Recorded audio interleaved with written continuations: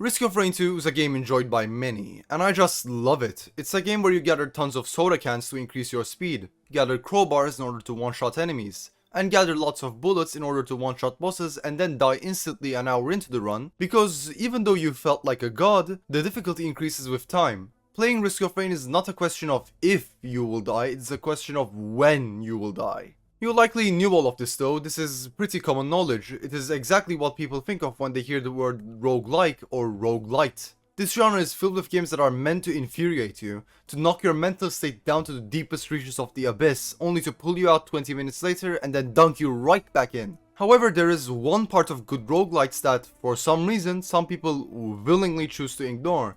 Their story. I'm going to be honest, many roguelites have pretty basic and boring stories, but when playing Risk of Rain 2 and wandering around you might find an item called egocentrism. It is a pretty funny and bad item. It replicates itself, becoming more powerful, but also consuming everything in your inventory in order to achieve that objective.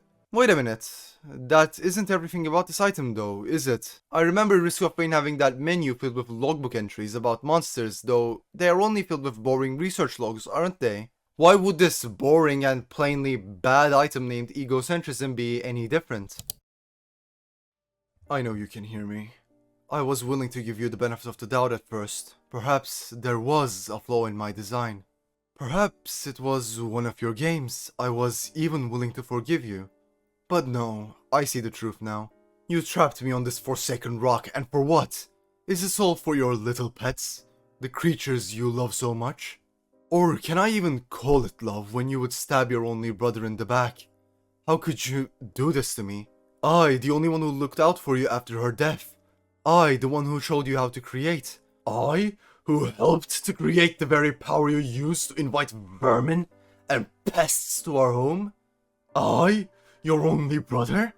How could you love those imperfect flawed vermin but not me? After all I've done for you, how could you do this to me? Say something.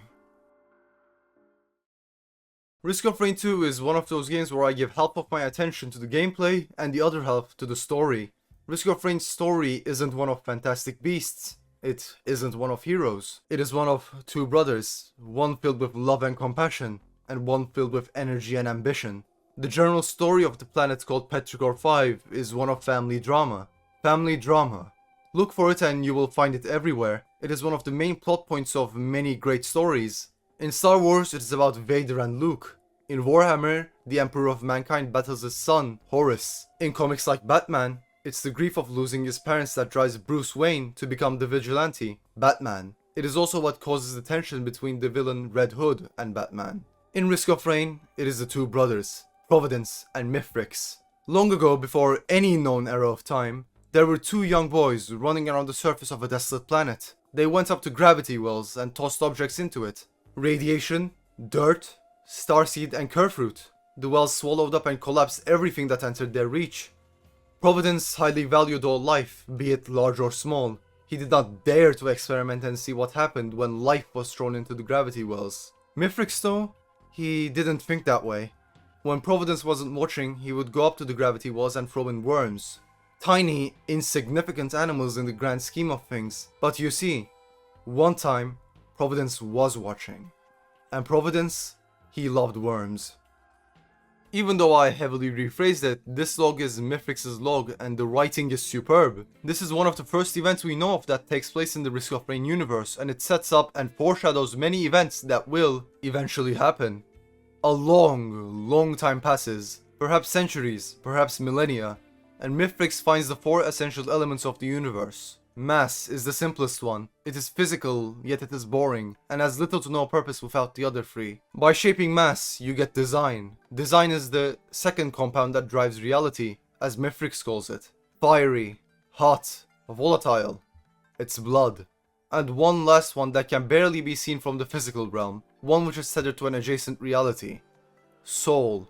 Providence loves soul. So Mithrax designs a special area for Providence to create things and beings. This area is called the Bulwarks Ambri. From here, the brothers begin shaping Petrichor 5.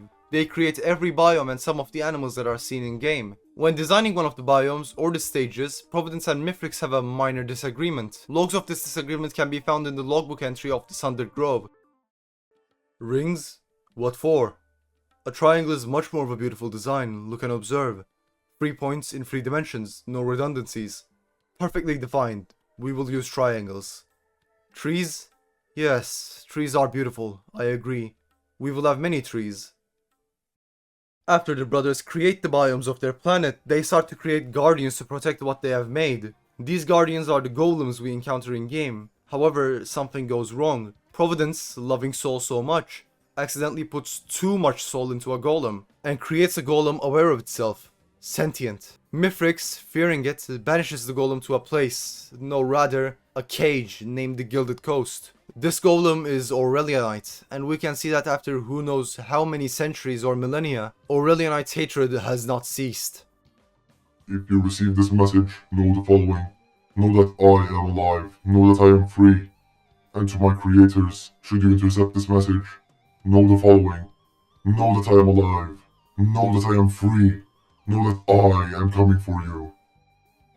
There is another time skip after this event, but this time we don't know exactly how long it is. It could even be less than a century. Sometime after the skip, she arrives. It is unknown who she is. Some people think it might be Enkuana, but I personally don't like that theory. I think she was, in one way, a motherly figure to the brothers since they both grew up without parents. That may be why the brothers, Providence and Mifrix, value her so much. She gives Providence a blessing. And yes, as you might have guessed, what the blessing isn't really clear. After she leaves and tells them she will be coming back later, the brothers want to surprise her with something, so Mifrix starts constructing the teleporters. The same teleporters you use in Risk of Rain. After constructing most of them, Mifrix makes one last teleporter.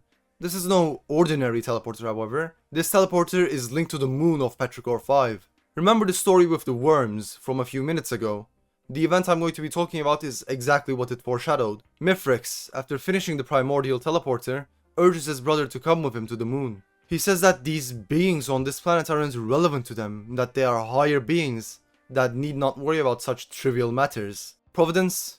He isn't having it, however. After all, he loves life, even the smallest ones. He asks Mifrix to go first, and Mifrix obliges. If you insist, brother, I will go first. Forget about those creatures and do not dawdle. I want to see joy on your face. When Mifrix teleports to the moon, Providence locks the teleporter, leaving Mifrix stranded on the moon. From this point on, while Mifrix is stranded on the moon, Providence begins to collect all sorts of monsters and animals from other planets, like the Lemurians and the Wisps. The master of this world is a benevolent protector, our savior. Despite the nature of its various inhabitants, he has made a peaceful place here. Many centuries pass, with Providence saving as many lives as he can, but Mifrix? He is still watching. Mifrix's reaction to this is, unsurprisingly, filled with anger. They are entries in your collection, you slaver, gatekeeper, hoarder. Mifrix begins to send down objects from the moon. These objects are seen as evil by Providence, and he mercilessly slaughters any creature that gets their hands on these lunar items. Providence is benevolent, but he will stop at nothing to preserve his planet. This is the tale of Providence and Mifrix, a tragic story about ambition. One thing that makes the story so good and tragic is that Mifrix really isn't a bad guy. Don't get me wrong, what he does isn't correct, but he genuinely and truly cares for his brother. Why would a god, who cares for nobody, go into the primordial teleporter first, just to see joy on his brother's face? Even after the betrayal, we can see that Mifrix still loves Providence, asking him to just say something, say a single thing. But we know he won't get a response out of Providence, for he is dead, having been slaughtered by us. The second part of the story involves humanity, and while it is longer, there are only a few parts that actually matter to the overall story of Risk of Rain. Right before the beginning of Risk of Rain 1, the UES Contact Light takes a detour in order to explore the Petrichor system. They eventually stumble upon Petrichor 5 and begin analyzing the planet. After exploring Petrichor 5 for a while, the researchers find a teleporter, one of the teleporters that Mifrix built before being tricked. The researchers load the teleporter into the cargo bay and depart the planet, but then, in a streak of blue light, the teleporter activates and the Bulwark of the Weak appears in a flash, slaughtering almost everyone on board. A few people manage to board the pods and escape to Petrichor, now having to fight through hundreds of animals and monsters in order to escape. Eventually, the survivors get to Providence and kill him, because he blocks their only way forward. Was what they did good? They did it out of desperation, but the survivors killed the only entity that protected the weak, the inhabitants of Petrichor 5. Even if they escape, will the survivors ever be the same again? In Risk of Rain 2, the characters you play as are sent down to the planet in order to investigate. These characters also progress by killing a lot of the planet's inhabitants, before finally activating the teleporter and reaching the moon, being confronted by Mifrix, the King of Nothing. When I first played this game, I thought the title, The King of Nothing, was just thrown into the game to make Mifrix sound cool. But upon thinking about it, he is the King of Nothing. Mifrix has nothing. Though there's one thing that I haven't mentioned. Upon beating Providence or Mifrix in their respective games and escaping, the player is greeted with a quote. This quote changes depending on which character you play as, and it gives the players a little insight about their character's status at the end of the game. One thing I love is that it isn't like a post-credit scene at all, and it is more so about the character's mental status. For example, Commando's quote reads, "And so he left, with everything but his humanity." This is fantastic! It tells you that killing a ton of enemies actually had a psychological effect on your character, and it is one of the reasons as to why I made this video. This loss of humanity is the main theme of these ending quotes. For another example, Engineer's quote reads, "And so he left, more steel circuit than man." This also implies that the engineer lost his humanity on Petrichor, comparing himself to a machine with no thoughts. And he isn't wrong. Can he even be recognized as human beneath all those items, weaponry, armor and blood? Blood of those partially innocent monsters, and the blood of the sole protector of this planet. Providence, as I came to call him, moved faster and with more purpose than anything else I've seen on this planet. He must command great power, for he seemed to easily control two great gilded worms of a species similar to the magma worm. Is he able to command everyone on this planet? I don't know his purpose or his reasoning, but he did not give me a choice. I had to kill him. So why do I feel like I made a terrible mistake? Why did we have a teleporter from this planet in our cargo hold?